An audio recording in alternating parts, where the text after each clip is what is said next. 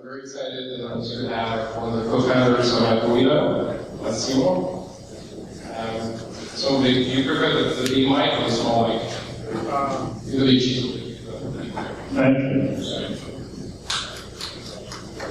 Are you ready?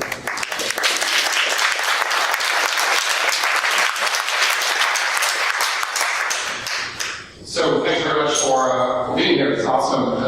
You're obviously one of the pillars of this entire world, so it's very exciting to have you.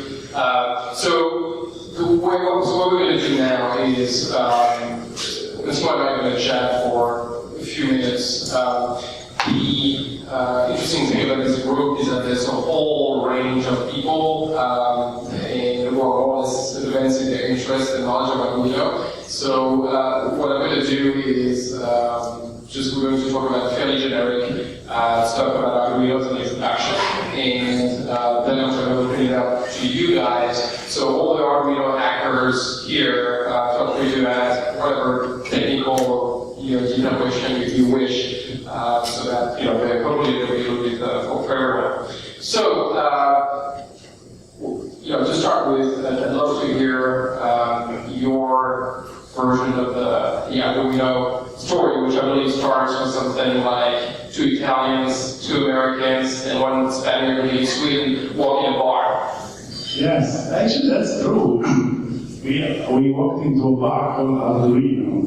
So it's true. It's true, we get to that. So now, well, it all started because back in 2002 I started teaching in a design school in the northwest of Italy, and we were teaching interaction design. So the idea that instead of just applying design to the shape of things, you can really design the way people interact with objects, that contain technology. And so the challenge that a lot of people have in that field is to try to teach electronics to people that don't have any background in software or electronics, and you have a very short amount of time. So we were experimenting with the tools available at the time. So everybody obviously was copying everything that that man in the teal shirt was doing. Raise your hand, Tom. So Tom teaches at NYU. He was one of the people that was publishing all his lectures online. So everybody was copying what he was teaching. And so did I. And so we were experimenting, but the difference is that in Italy, all these tools that were used back then were expensive. So it was more than $100 for one of these chips called basic stamps. So it was not something that we could use with the students. So we were looking for something cheaper, and also something that might be open source. So anybody could just build one, and also something that ran on Mac, because another problem is that a lot of these professional tools tend to run on Windows, and designers tend to prefer Macs. I have a Mac, so to me, every time I have to use a Windows machine, it's pretty painful. So I just wanted to remove that from my life. And if you have the chance to remove one of those things from your life, it's not that bad. So we started to experiment, and Arduino is the kind of end result of a number of experiments and work that we did with a group of people that includes Tom, that I was lucky enough to kind of convince to come to Italy and have a look at what we were doing and sort of help out in the design. And David Quartiers, the Spaniard, lives in Sweden, David Mellis, and Gianluca Martino, who deals with the manufacturing, who's based locally in Italy. So that's how we started, and at the beginning we used it with our students. They did a class of like 2 to 4 weeks. They had to learn our electronics, how to program, and how to design some kind of device. And that generated a lot of interesting projects. So that's how it started.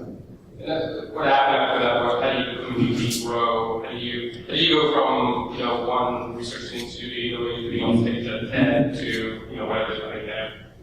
Yeah, well, actually one of the interesting features of working with designers is that they tend to work on projects that my mother can understand.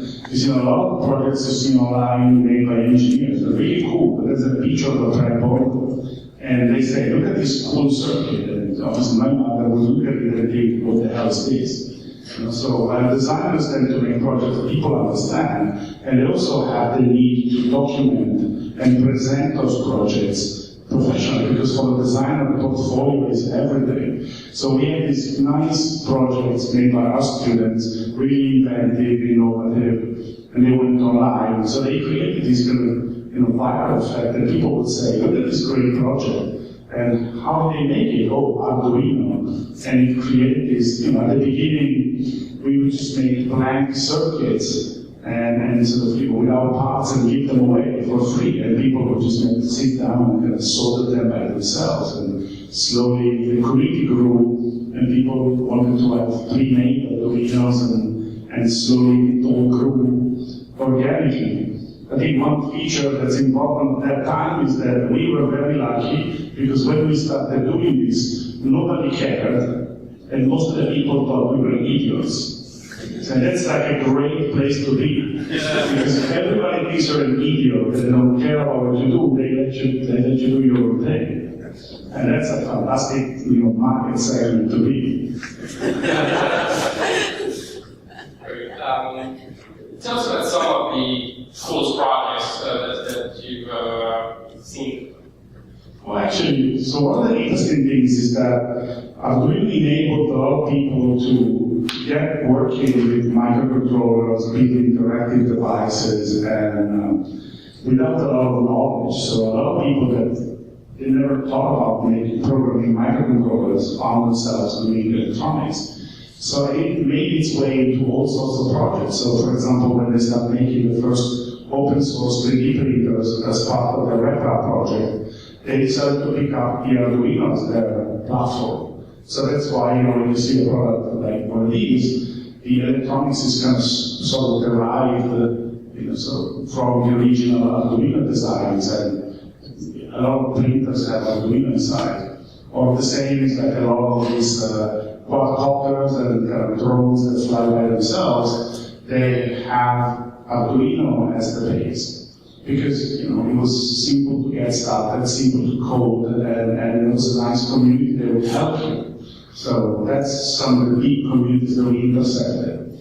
And also these projects that deal with connected devices, there's a lot of people who do that. One guy made a clock that you see in Harry Potter that kind of indicates where everybody is, like moving their hand. They made this thing that analyzes the Twitter feed of a family and can move his hand and indicates where people are. People have made machines that they use to analyze DNA, or these partially analyze DNA. So it really covers somebody even made a chair that tweets when you fart. That's one of my favorite examples of a project done just because. But a lot of these interesting communities are born out of the project, just because somebody could say, you're tweeting when somebody farts, so you need to detect that somebody farted. And then you start to say, can we use that to, maybe detect if somebody's feeling good or bad, and from that you might actually generate an interesting project. So the range is actually quite wide. I would say if you don't know anything about Arduino, go to YouTube, just Google for Arduino, and there's like 1 million videos. What are some of the more sort of mission critical, important uses of it? So there's a whole range of really fun things, like you mentioned the chair, but it's I read it as like the anti-paparazzi blocking device where you get a blue light from a paparazzi with 7 lights against it so that you will not get photographed. There's a whole, the plan that treats all those things, but those are the other end of the spectrum. Really it's used at CERN, there's some satellite-related applications.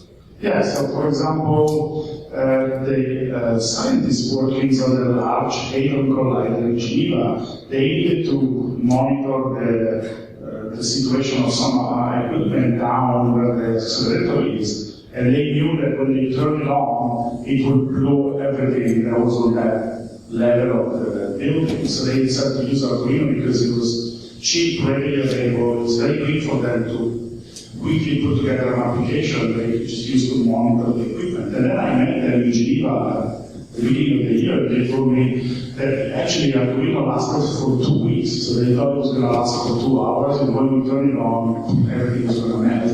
And actually Arduino resisted for 2 weeks before giving up and dying. I would say an honorable death, in the name of science. So that's one of the things. If you also think about the quadcopters, they are mission-critical application because you have to acquire a lot of information because the quadcopter doesn't fly by itself. It needs this autopilot to keep up in the air, stable and not crashing. And that's kind of software that was a military application 10 years ago. And now there's a group of people hacking away at home on a kind of military level software that's readily available for everybody. So one thing I want to point out is this process is very interesting. The fact that Arduino is open source hardware and software creates this layer that if you build something, somebody builds upon what you do, and somebody else comes in and builds upon that. So you create this kind of stack of knowledge and code and capability that keeps growing. And so we haven't seen yet where this can all lead to. Tell us about Arduino, the company itself. So what do you guys do? And I mean, to which extent is the roadmap of the product defined by the community, or by you guys, or by both? So Arduino is a company, and we have a simple basic model, business model. So the idea is everything is open source, the hardware, the software, the documentation, and the brand Arduino and the logo are trademarked, and they're owned by us. And we license that to people. So the people who use it, they put it on boards, they manufacture, and they pay us back money that we use to keep the project going. We have about 30 people working around the world, spread between the US, Italy, Sweden, India, and a couple of other countries, and Switzerland. And so we're kind of getting quite global as a project. And the model is really that sometimes we listen to the community a lot. So Arduino, one of the biggest assets, is the community. So we measured it a few days ago. Our website has, in a quarter, gets 4.7 million unique visitors. And it has, and these visitors, they spend on average 6 minutes on the website, which is kind of a long time to be on an average website. So they actually spend time, they interact with each other, they communicate. So the community really helps us, shape the products they need. So when you see that a lot of people are making projects that are connected to the internet, then we started to figure out how to make it cheaper and simpler to create applications that have Wi-Fi embedded. So one of the things that we ended up making is board that we just launched called Yum that has Wi-Fi and Linux on it. We also partnered with a company called Tempo, and the founders are here in the audience, which makes this great API for connecting to different services online. And we were able to get people from zero to making complex web apps in 8 minutes. So for us, that's very important, to create tools that make it simple for you. Who cares if you have an incredibly powerful Wi-Fi chip if it takes you 3 days to figure it out and 1 month to develop an app? It's much better if you get it, 8 minutes, you're up and running, and then you're inventing something. Just so that's clear. I mean, there's so many different ways you can take this, but indeed one of them is to make the product easier and easier to use. Another one would be to make it more and more sort of higher and higher performance, or miniaturized or powerful. And so there's the names that we know, or there's something that came out recently which is tiny, smaller, or so you're erring on the side of extending the community as opposed to trying to build increasingly sort of high performance products. Yeah, well, one of the theories that I have is that in the end it doesn't really matter how powerful is the hardware you have, because if you can't use it, it doesn't matter.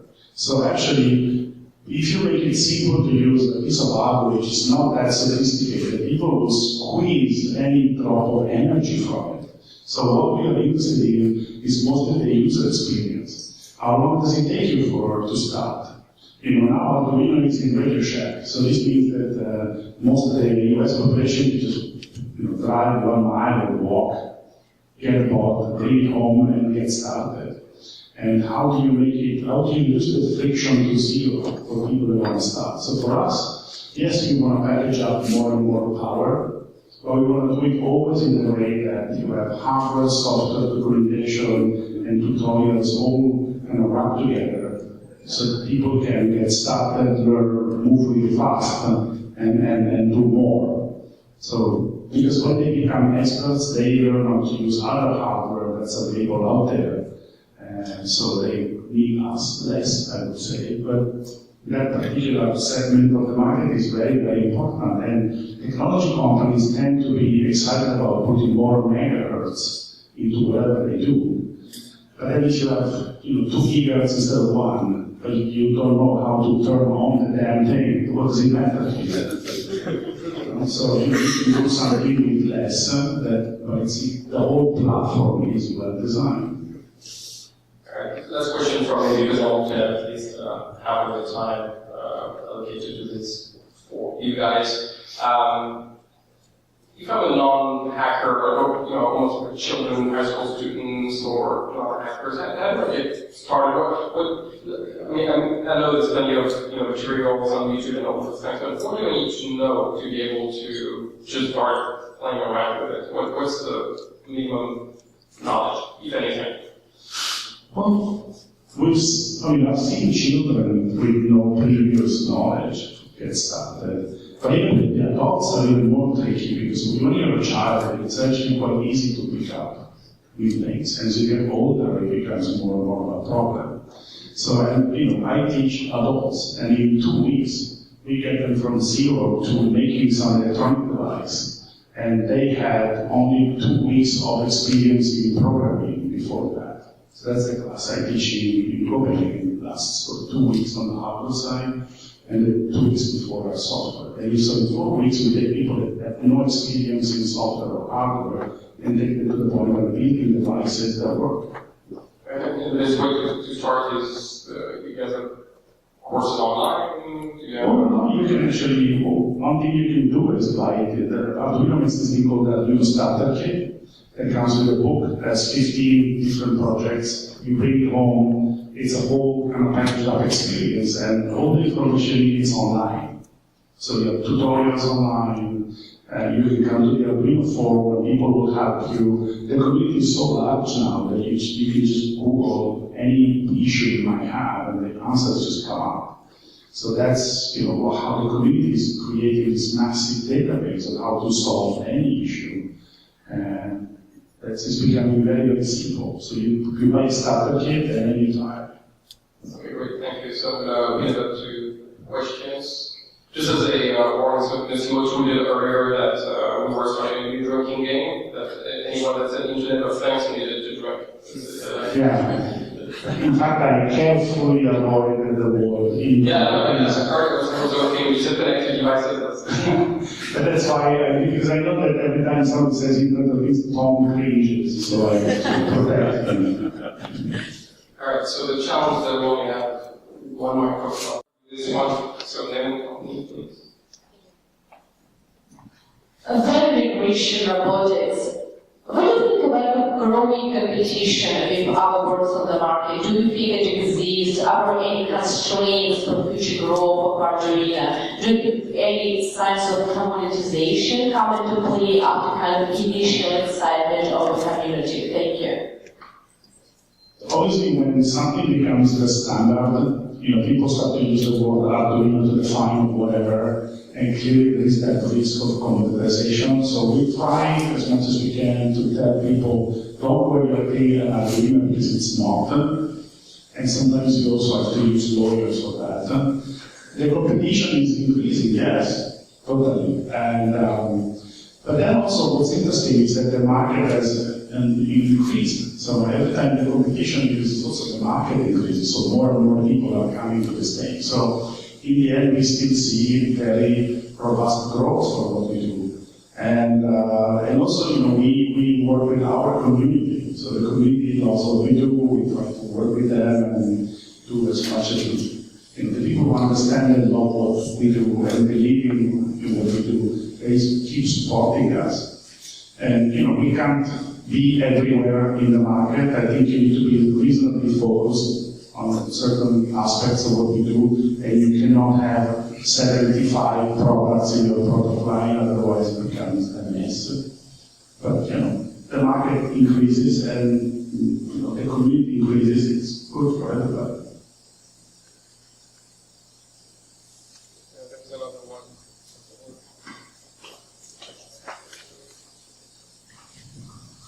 Hi, Jeff Breed. It seems and sounds like a lot of the use cases for Arduino have been way beyond what you guys envisioned early on. Obviously, the project has been very successful. With hindsight, though, is there anything that you guys would have done differently now that you can see the huge breadth and scope of what people are doing with your devices? Yeah, clearly there are probably millions of things that we could have done differently. But, so the design of the Arduino board has a mistake on it that we made back in 2005, and we never fixed it, because back in 2005, 1,000 boards seemed like an immense number, so we didn't want 1,000 people to have to change what they had. And then in 2006 it became 10,000, and we can now, no, we can't change that because now it's 10,000. So obviously maybe I should have fixed that mistake when there were only 1,000 Arduino boards out there. That's the biggest mistake, because every Arduino newbie after a while starts, why is the spacing is wrong on this connector? Again, that's question. I don't know, I think one of the challenges that obviously we could have done things a lot different is that we are growing organically with our own finances, so we're not financed by any VC or anybody else. So that's huge, it's a big challenge. So sometimes it takes us a longer time to basically bring something to the market, because obviously, we're doing everything ourselves. So, so clearly this process creates a lot of moments where you say, I wish I'd done that differently. Do you see the use from FIRST Robotics? Do you see that going towards people using it? Do you see the use of people? Brendan Riley, I'm independent. Do you see the use from FIRST Robotics as the kids get older and become adults? Do you see them carrying Arduino usage into their work life or new projects? Well, we see students that actually learn Arduino, that they use it. So obviously it started off with our students that are adults in the master classes. And obviously we see them starting a company where the technology is based on Arduino, or using that and bringing that into their professional life. And now that Arduino is slowly sort of becoming something that's available to younger people, we're obviously looking at maybe small robotics as a way to engage teenagers, younger kids, on habits, as a way to learn about electronics. Because when I was in school, it was very boring, because now we're going to learn electronics, and it was all, theoretical, and it was incredibly boring. Luckily, I was playing with it as a kid before, so in school I didn't get bored, because I knew there were other stuff you could do. And robotics is great, because it combines electronics, software, mechanics, all in the same package. And it's, engaging for a lot of kids. So I think it's a good way to teach them all this, science, technology, engineering, all in one package.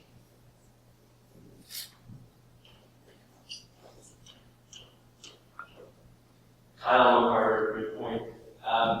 The opportunity to start selling through Radio Shack, I guess, was probably a huge change in terms of distribution, going from more of an organic and controlled distribution process to a huge market. Could you just describe some of the issues that you ran into scaling and supporting a large account like that? Yeah, so scaling a hardware company from scratch is definitely complicated, especially again if you don't have cash, which is, throw at the problem.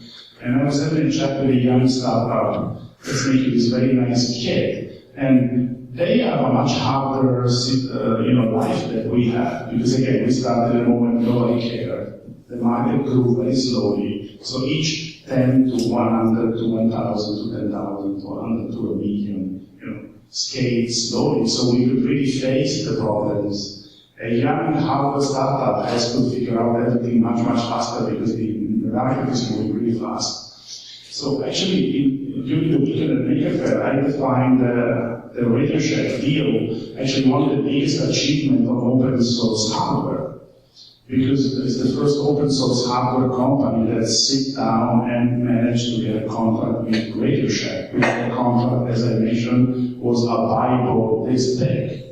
And it contained crazy rules like if you sell in North Dakota and in California and the package is made of plastic, then the plastic has to be less than a certain amount of square inches. So, for a small company to negotiate with somebody big like Radio Shack, it was a huge achievement. So sometimes, putting a couple of 100 megahertz on a processor is something that you can do very easily, anybody can do it. But negotiate a contract with Radio Shack is one hell of a project. And that obviously opens the door to a different market of people that are even sometimes a little even less skilled than the one that can find you online and they buy online. Because they go into the shop and they ask, maybe someone wants to buy a gift for their kid. And the people in the shop, buy them an Arduino. So it's, if you approach people coming to the community with even less basic knowledge. So those are big challenges that we have. Luckily, again, we were able to do it slowly and gradually. I don't know if this answers the question.